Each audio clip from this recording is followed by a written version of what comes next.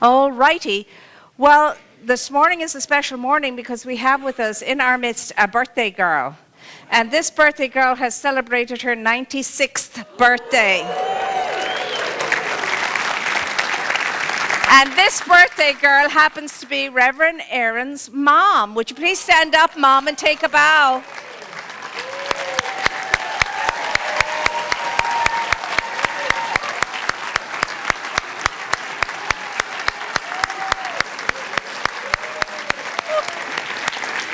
I tell you, and she's still the star of her Pilates class, God help us all. So we're going to sing a nice happy birthday now.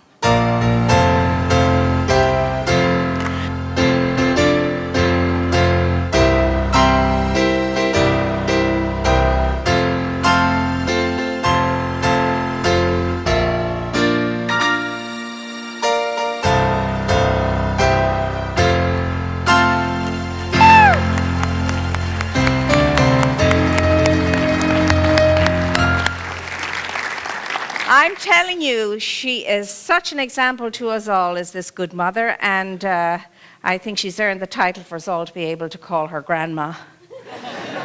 And I tell you, she's just trucking and going strong, and that's the way to do it, is it not? Yes. So thank you for your wonderful example, my dear. Of course, she's catching up on, is he here? Walter. She's catching up on Walter. Walter's moving into his 103rd year. He gets here a bit late at the 11 o'clock. We allow him to do that now. So in the spirit of celebration and so on, what we're looking at today is the idea and the concept of a blessing. But we don't want to look at it as an idea or a concept. We want to look at it as an actual reality, and indeed see ourselves in terms of blessing. Because the energy of a blessing is one of the most powerful energies there is. It's a cosmic energy. It's much more than we are ourselves or anything we could muster up.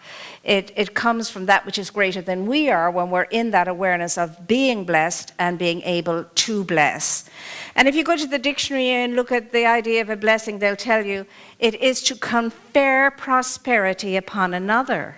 And that surprised me to begin with. Confer prosperity upon another, and I love it. Because the idea of prosperity here is all goodness. To confer goodness upon another.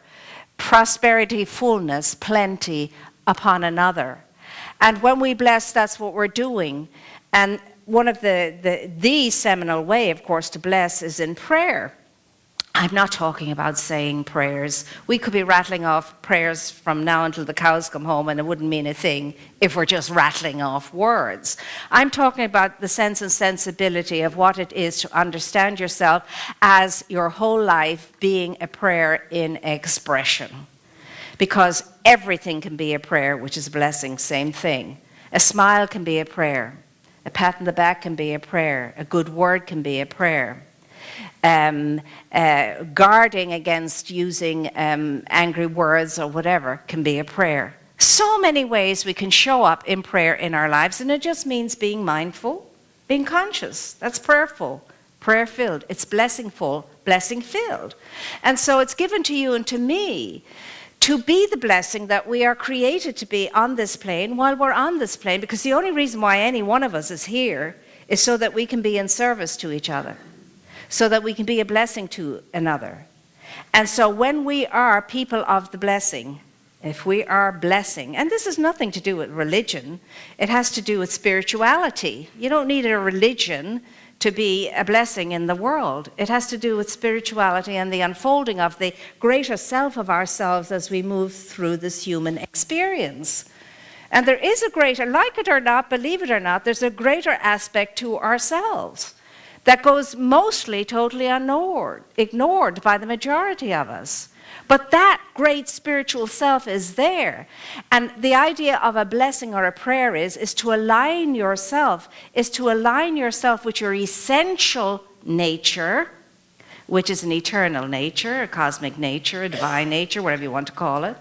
It's to align yourself with that so that what is already present can be revealed. You see, we're not praying for something, because when we're praying for something, the idea behind that is that we haven't got it. But that's not true. So if we're praying, for example, for health, we're not really praying for health, like to get more health from out there somewhere. We're praying in the conscious awareness of the blessing that health is already mine. Health is already mine. The promise of health was within me. The possibility of health was within me when I came in. Every good seed of anything that I would want to experience is within me now, within me now. Every good thing that I'm ever going to have from here on in, express or experience from here on in, is right within me now. And the idea of blessing and prayer is to make myself available to allow that to express and emerge through me. It doesn't come to me, it comes through me. And we have to get that awareness. And so to be a blessing is simply to understand yourself as an instrument or a channel of energy. And you have the right to choose whether you allow that blessing energy to flow through or not, as the case may be. And one of the great scriptures says, choose this day a blessing or a curse.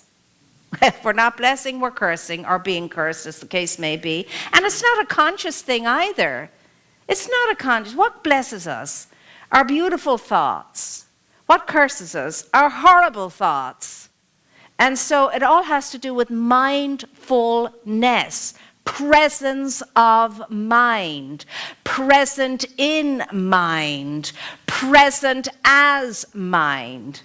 You see, Ernest Holmes reminds us that when each one of us was created, within each one of us is planted firmly, strongly, the potent seeds of infinite potential.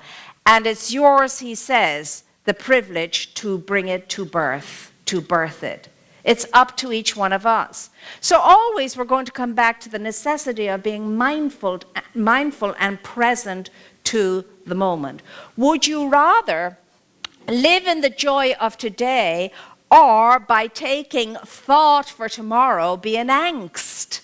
I'd rather live in the joy of today, because in the day all our needs are met if we have the mindset, as you see it, so it is, as you think it, so it is, as you believe it, so it is, as you feel it, so it is. It is done unto us as we believe. As we believe, it is done unto us. If you expect it, you are going to experience it. So what we want to do is experience and expect the blessing. Expect and experience the blessing, so that we can show up as blessing in life and living and bring that amazing, astounding energy. Little cabbie man one day was picked up by Norman Vincent Peale. And he was so charming and so friendly and so warm and so welcoming that they were in conversation, and Vincent Peale asked him if he was, Norman Vincent Peale asked him if he went to church or if he had a religion. He said, oh yes, he says, I go to the best church in the land. He says, oh, you do you? And he says, and how is your minister? Oh, he's the best minister in the land. He has taught me everything that I know.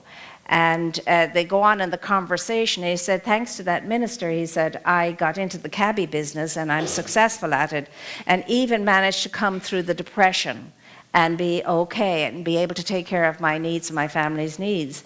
And he said, really? Well, how so? He said, well, every single morning I go to my the garage where my cab is, and I take the steering wheel in my hand and I bless the car, I bless myself, and I bless all the people I'm going to serve today. And I devote the day to the service of my customers and to God. That's how I do it. And it's just an amazing thing to see that man could put the connections together and realize that this was having an impact in his life. His dedication of his day to the service of his customers and to God was bringing him the grace and the blessing of a good life. And he thoroughly enjoyed what he did. It's an easy thing to bless. It's not all that difficult when you get in the habit of it, but it may be a little bit touch and go in the beginning, when we're used to, just cussing somebody out, or we're used to letting our minds go wherever our minds want to go, or we're used to doing the negative response when somebody cuts us off on the freeway or whatever it is. It'll take a little while to turn that around. I know it did in me. I mean, when people were rude on the road, way back when, a long time ago, so far back I can hardly remember. I was just sharing that this morning. I would roll up to them, roll down my window, and I'd say, "God bless you, you're such a gentleman." It was a half of a blessing, but it was also something else. I don't do that anymore. I just bless, and I give thanks for the opportunity to move into something higher than the status quo in my own mind. But you see, every moment in life gives you an opportunity and me an opportunity to be the blessing that we are. And I was sharing this morning the story of, just ordinary everyday people. One woman, when she gets on the underground in New York, from the time she gets on until she gets off, she is blessing everybody in the office. She's going to work, and she's blessing everybody in the office, everybody she loves, the whole world and everybody else. And she says, I started to do that instead of, on my way to work, thinking, oh my God, I hope she doesn't come in with that attitude today. I know he's going to be difficult, and you can bet your bottom dollar he's not going to have those reports ready, and I'm going to be staying in the office after hours. She said she stopped doing all of that, and instead of that she started to bless and bless and bless, and everything, isn't it amazing the way that works? Everything then began to become agreeable to her, and life in the office became pleasant for her, and she began to enjoy her job and her work. It's an amazing thing, the energy and the power of what it is to praise and to raise, to lift up and to gift. Because you and I are here to come into contact with each other, and as a result of that, leave each other feeling the better for it, feeling an uprise as a result of it. That's what it is to be a blessing. It's very ordinary and it's very simple. Very simple doesn't necessarily mean it's easy in the beginning. It's not necessarily, because we're habituated into certain ways of responding to certain stimuli. Somebody's flipping something or another on the freeway, and your knee-jerk reaction is to say, well, you son of a gun, how dare you affront me in that way? Do you not know who I am? And get all uppity and self-righteous about it, instead of looking at somebody and saying, you know what, he's in his own experience at the moment. God knows what's going on in his life. He could have just had a bad experience, and God bless you, sir. And really mean it. Really mean it.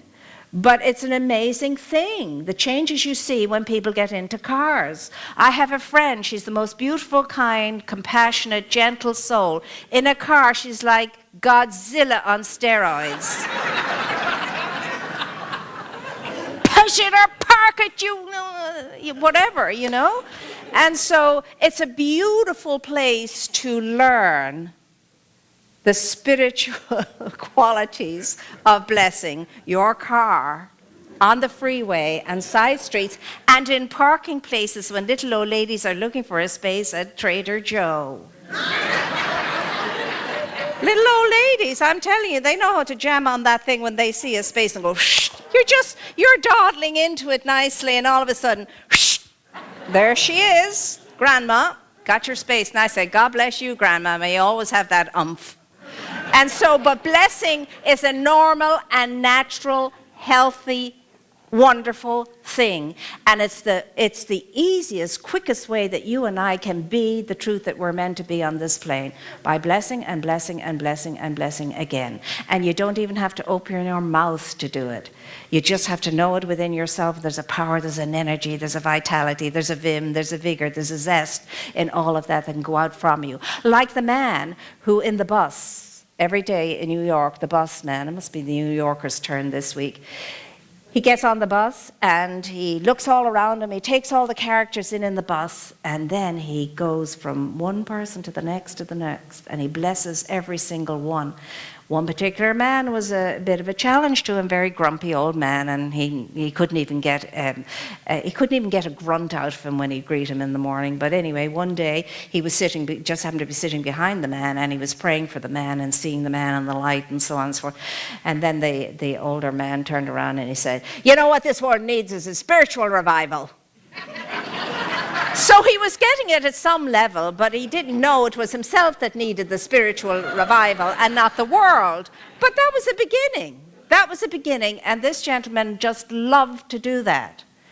And there's another very successful businessman too, and he said it came to him that at 11 o'clock in the morning when he was waning a bit, or 4 o'clock in the afternoon when he was waning a bit, he would take 2 minutes out. 2 minutes out of his very busy day, 2 minutes at 11, 2 minutes at 4, and he would just get in touch with something greater than himself, something bigger than himself, a greater idea, a bigger presence than himself and everything he stood for and what he was trying to do. And get in touch with that, and being in touch with that, just come to a sense of calm and balance, and when he'd finished that 2 minutes, be re-energized and ready to go, having blessed himself with the awareness of the presence of something greater than himself, and blessing the world besides, coming back in to his office again from that 2-minute sojourn. Well, it seems that of those of us who do pray, the standard is, the average is 5 minutes a day.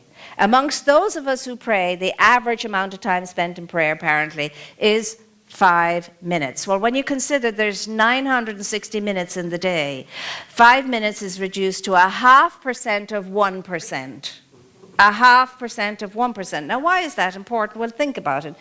In the olden days, in the days of bootlegging and all of that, it was written into state law that 0.5% of 1% of alcohol was fine because it was non-intoxicating, non-inebriating.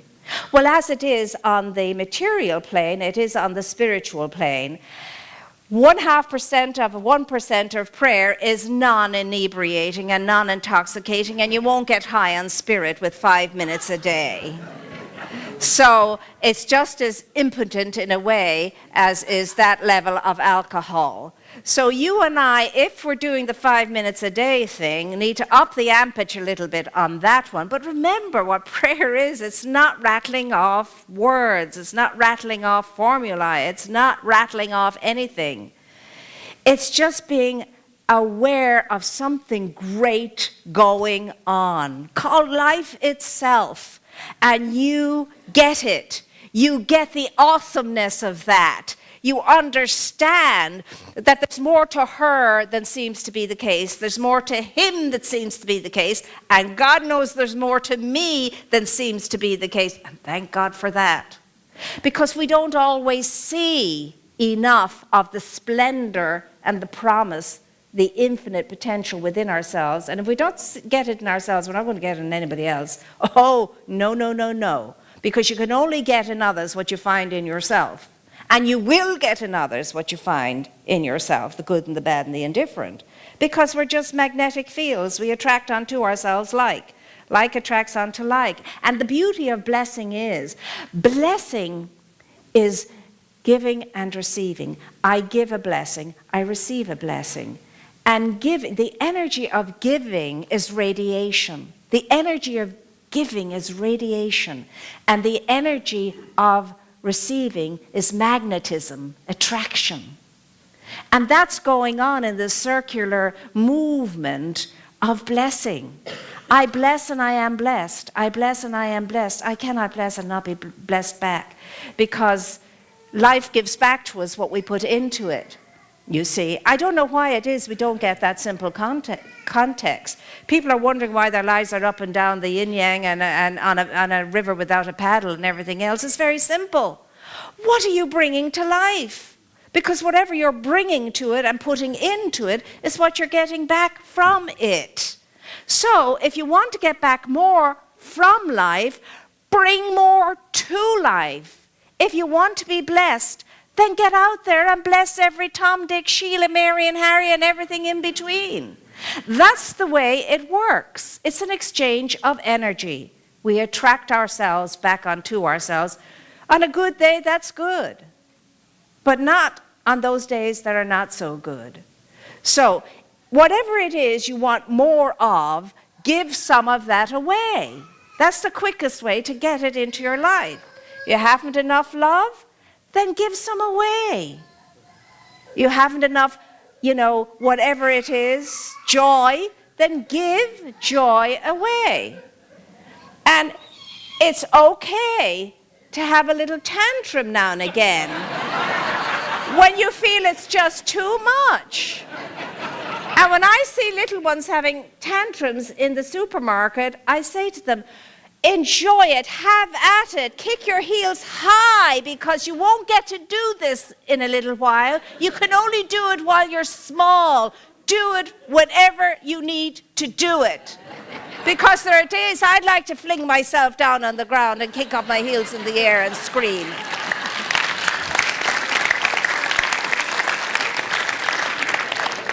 That never upsets me, it never irritates me. I always think, God bless you, go for it, because too soon you won't be able to do that anymore, because childhood goes very quickly, but we can always retrieve it at the other end. So blessing, blessing, blessing. We can, it's very good. But I mean in a very good way, like Reverend Aaron's mom is doing, like Aureen is doing. She's always having fun. And God bless her, she keeps my office full of flowers. Every single day I go into my office, I have flowers, thanks to her green fingers. And they're beautiful flowers too. And she's amazing. She's a blessing. She's a blessing. And all of us would like that blessing in our lives when we're 96 years of age, that we can still wear high heels, we can still do our Pilates, etc., etc., etc. And I'm knowing for each and every one of us, if we make up our minds for that to be the case, that will be the case, but we must make up our minds. And it's all about mindfulness, coming back to that, mindfulness, mindfulness, mindfulness. And so this week you get to choose and I get to choose. Every day we wake up, we're going to ask ourselves, do we choose this day a blessing or a curse? If I choose the blessing, it means I'm going out there to meet my good, and my good is jolly well coming back to meet me. And it's going to be expected good and unexpected good. I love to look forward to my unexpected good, because you never know how that's going to show up. You kind of have an idea about your expected good, but your unexpected good is very exciting. Unexpected good is very, very exciting when it shows up to your doorstep. So you give thanks for it already before it even happens. You assume the feeling of the desire already fulfilled. How would I think if that was in my life now? How would I feel if that was in my life now? What would I be doing if that was in my life now? And you start doing all of that now. And then that's what magnetizes it, brings it into you. You've opened up a space for it to come into your life by opening up your mind. By opening up your mind. The problem is too many minds are closed, like steel traps, some of them.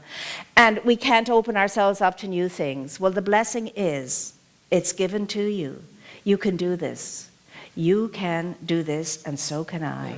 Every day of my life, I can choose the kind of day I'm going to have. I can set that intention, and I can make that so, because as I intend, so it is. And you can do that too. So we're asked this week to focus on being a blessing in our own lives and in the lives of all those people who cross our path. And every living thing. To be a blessing is to appreciate a sunrise, a sunset. Well, whatever about a sunset. Some of us don't rise that early, but when you do, it's just beautiful and gorgeous. I mean, phenomenal sunrises we have, phenomenal sunrises. And just to appreciate a little bit of a daisy growing in the middle of concrete or something like that, that's awesome. If a daisy can grow through concrete, what do you think you can do through all the concreteness of all the negatives that you have decided is you? You can change that story. You can change that story. Indeed, we can. Remember, a blessing is as powerful as a drip upon a stone that wears that stone away in time. Every blessing will wear away the stone of our illusions and our negativity until we are just bright shining as we are meant to be, and we will walk through the world with grace, with ease, in peace, in joy, in fullness and in plenty, in loving relationship, and always creatively expressing. Would you like that? Yes. Are you willing to work for that? Yes. Are you willing to think around that? Yes. Are you willing to respond to the call of that infinite within you, that intuitive intelligence that's calling you higher this week by means of being a blessing? Yes. And so it is.